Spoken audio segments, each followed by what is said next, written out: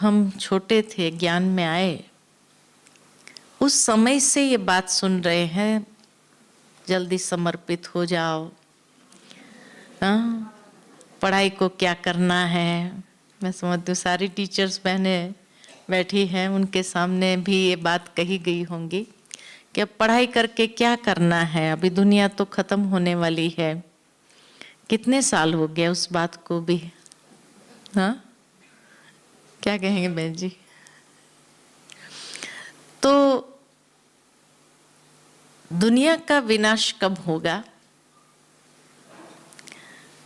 वैसे देखा जाए तो एक दिन की बात नहीं है ये। जैसे एक मकान को गिराना होता है और हथौड़ा ही हमारे पास साधन हो, तो जैसे जैसे हम हथौड़े मारते जाएंगे शायद हमें ज्यादा चोट लगेगी उस दीवार से, लेकिन धीरे धीरे उस दीवार को कमजोर करते जाते हैं। और जब बहुत सारे हथौड़े पड़ जाते हैं उसके बाद वो ऐसी कमजोर होने लगती है कि फिर बस एक ही हथौड़ा, लास्ट में एक हथौड़ा पड़ता है और पूरी बिल्डिंग गिर जाती है। ठीक इसी समय बाबा के स्थापना का कार्य आरंभ होते ही दुनिया को भी हथौड़ा लगना शुरू हो गया था, है ना? चाहे दूसरे विश्व युद्ध के रूप में, और फिर समय प्रति समय हथौड़े अनेक लगते रहे, कभी कहाँ से कभी कहाँ से कभी कहाँ से, हाँ? कभी प्रकृति ने हथौड़े लगाए, कभी मनुष्य ने हथौड़े लगाए, कभी किसने हथौड़े लगाए। लेकिन इतना जरूर है कि अब धीरे धीरे ये दुनिया की जो नींव है, कलयुगी दुनिया की नींव कहो या कलयुगी दुनिया की दीवारें जो है, अब ज्यादा कमजोर हो गई है। और इसलिए कोरोना वायरस के बाद तो और भी ज्यादा कमजोर हो गई है। क्योंकि कहा जाता है कि जैसे दुनिया में भी किसी के ऊपर जीत प्राप्त करनी हो तो सबसे पहले उसका मॉरल डाउन करना जरूरी है ना? और उसका मॉरल डाउन करो तो फिर उसके बाद उसके ऊपर जीत प्राप्त कर सकते हैं। तो माया ने भी ये कार्य किया है कि दुनिया को जिस तरह से चरित्रहीनता की खाई में ले जा रही है कि आज उसको देखते हुए हर कोई ये कहता है कि बस अब भगवान कुछ करे। अब जैसे हर इंसान का मॉरल डाउन होता जा रहा है। ये कोरोना वायरस और लॉकडाउन ने भी कितने लोगों का मॉरल डाउन कर दिया है। और उस कारण से कई लोग कोरोना से नहीं मरे, उस भय से मरे जो दुनिया में कहा जाता है। और आगे भी जो बातें आएंगी उससे और लोगों का मॉरल डाउन होना ही है, ये स्वाभाविक है। तो एक जैसे अंदर से हथौड़े पड़ रहे हैं, एक बाहर से भी हथौड़े पड़ रहे हैं। अंदर से मॉरल डाउन करने के हथौड़े हैं और बाहर से अनेक प्रकार के आपदाओं का, अनेक प्रकार के परीक्षाओं का जो हथौड़े लग रहे हैं। तो उससे जैसे अभी धीरे धीरे कमजोर हो गई है ये दीवारें,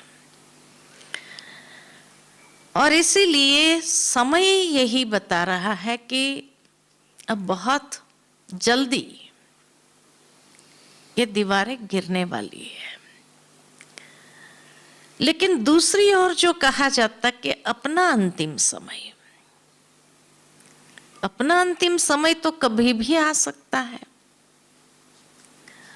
और इसलिए ऐसे समय से पहले कौन सी स्थिति चाहिए और उसके लिए क्या पुरुषार्थ होना चाहिए,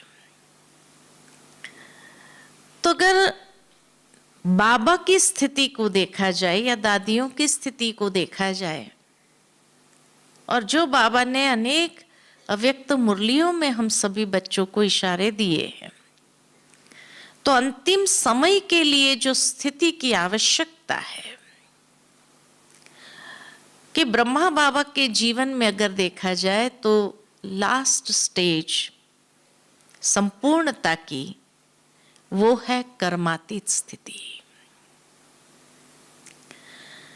कर्म योगी भी रहे और कर्म योगी स्थिति से कर्मातीत अवस्था को प्राप्त किया, कर्मातीत स्थिति बनाई।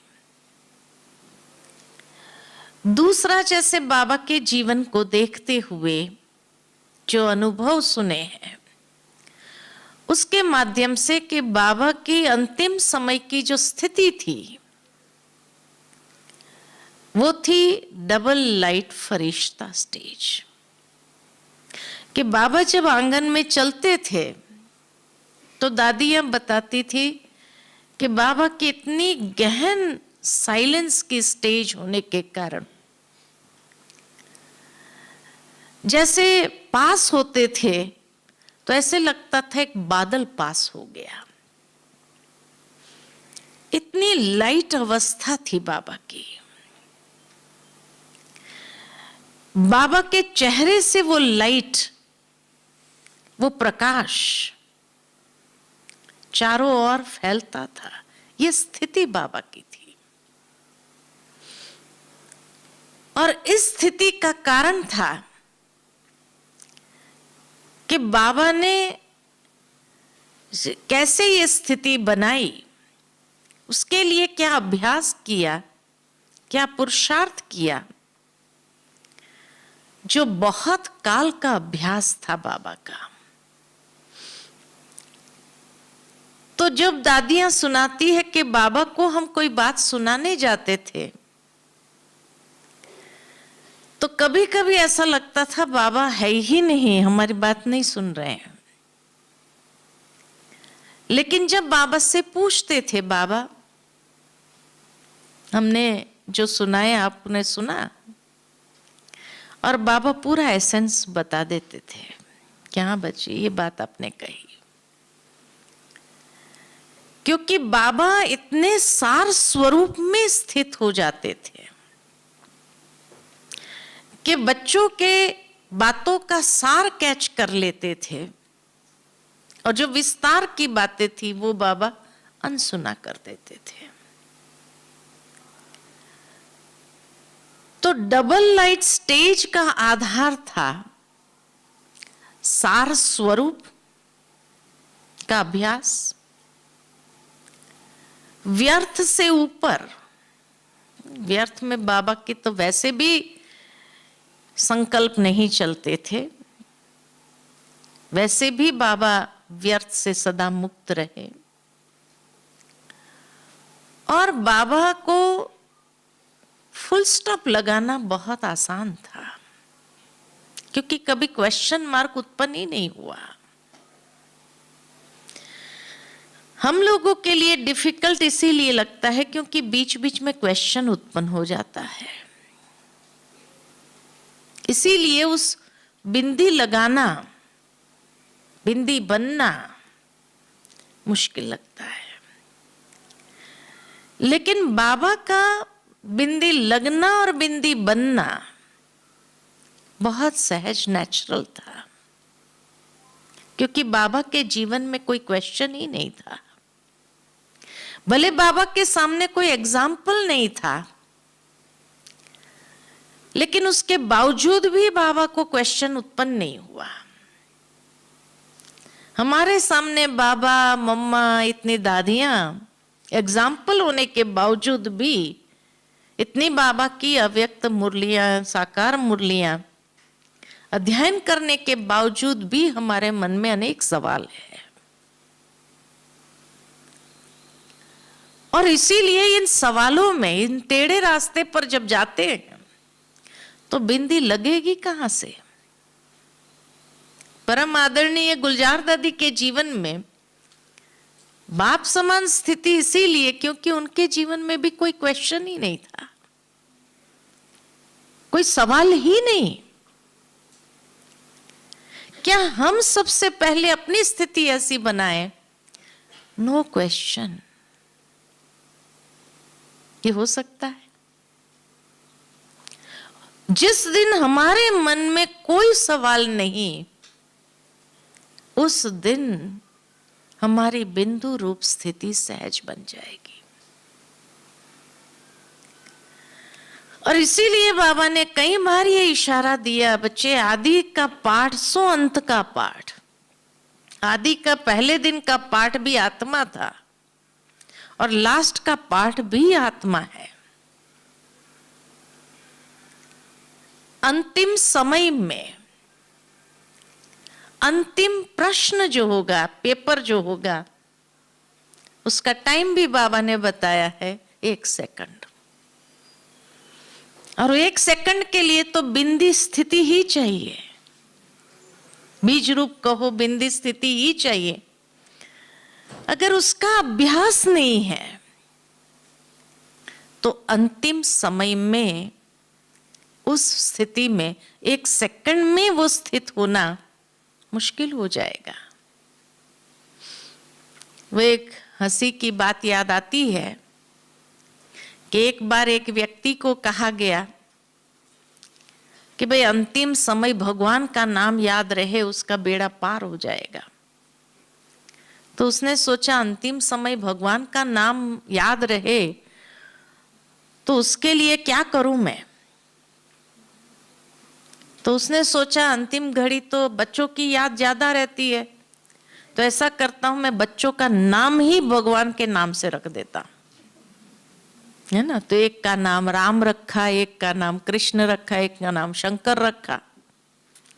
3 बेटे थे, तीनों का नाम रख दिया ताकि बोले सारा दिन उनके नाम बुलाने से और अंतिम समय अगर वही नाम मुख से निकला तो नेचुरल है कि गति सदगति हो जाएंगी हमारी। तो सारा जीवन तो बच्चों को इसी नाम से बुलाते रहा, पक्का भी कर लिया अंदर में, लेकिन और अभ्यास भी तो साथ में होते हैं। तो जब उसकी अंतिम घड़ी आई, उसको लेटा दिया गया, तो उसने पूछा राम कहाँ है। राम खड़ा हो गया, पिताजी मैं यहीं हूं, बाबूजी मैं यहीं खड़ा हूं। अच्छा, फिर कृष्ण कहाँ है। कृष्ण भी हाजिर हो गया, बाबूजी मैं यहीं हूं, आप निश्चिंत रहिए। अच्छा, शंकर कहाँ है। शंकर भी हाजिर हो गया, बाबूजी मैं यहीं हूं। कि तुम तीनों अगर यहां है तो दुकान पर कौन है। और प्राण निकल गया। तो लास्ट में क्या याद आया, दुकान ही याद आई। तो इसी तरह बाबा भी हम बच्चों को कहते अंतिम समय मिलना है 1 सेकंड का, और उस सेकंड में भी क्या हम बिंदी स्थिति में स्थित हो सकते हैं। तो कितने समय का ये अभ्यास चाहिए जो ये स्थिति हमारी बन जाए।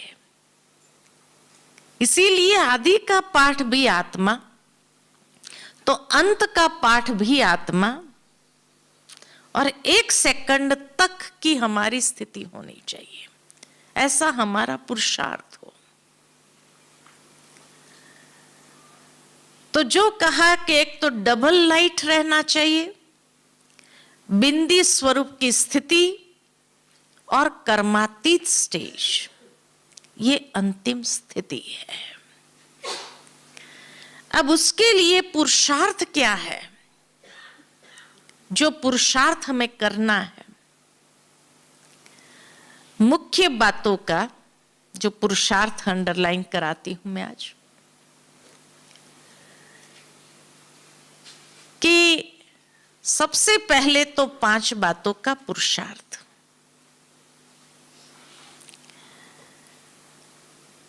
कर्मातीत अगर मुझे बनना है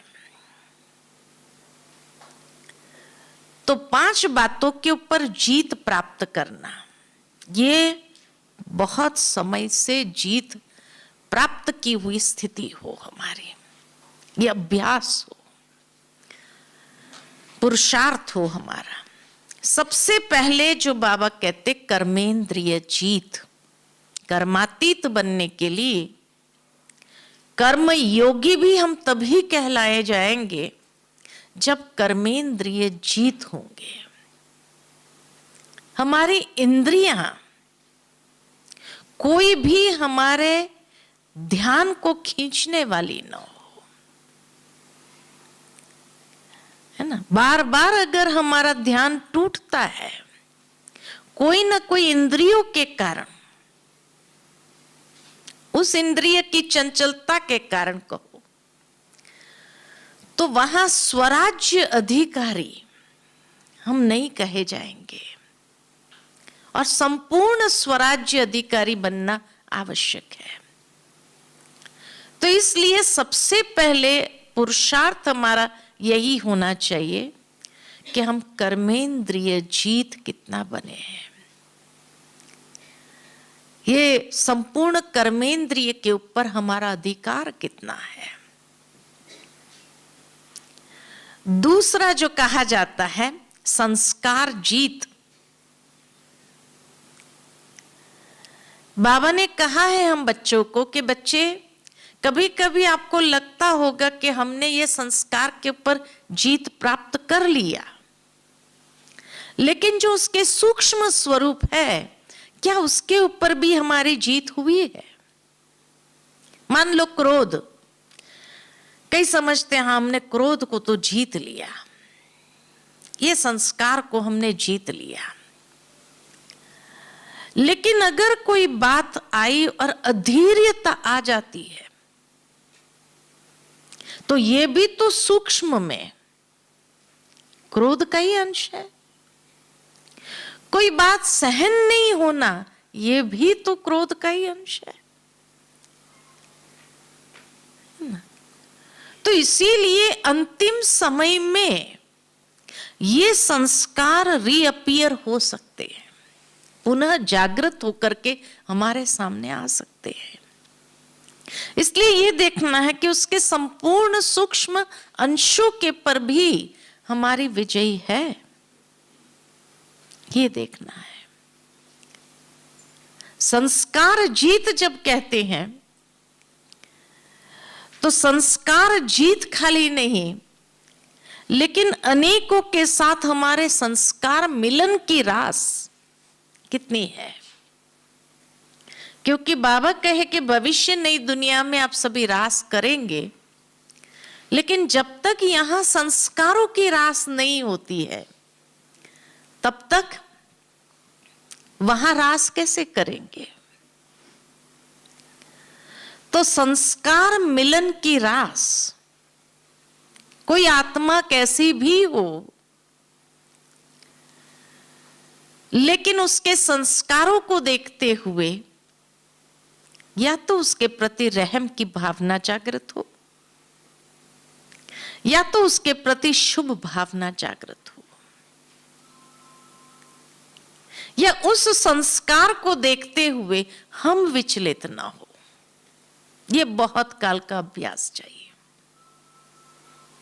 आप सोचेंगे कि भाई फलाना व्यक्ति तो देखो ना कितना गुस्से में आकर के बोल रहा है, इसलिए मुझे गुस्सा करना पड़ रहा है, नहीं तो मैंने तो ये संस्कार के ऊपर जीत प्राप्त कर ली है।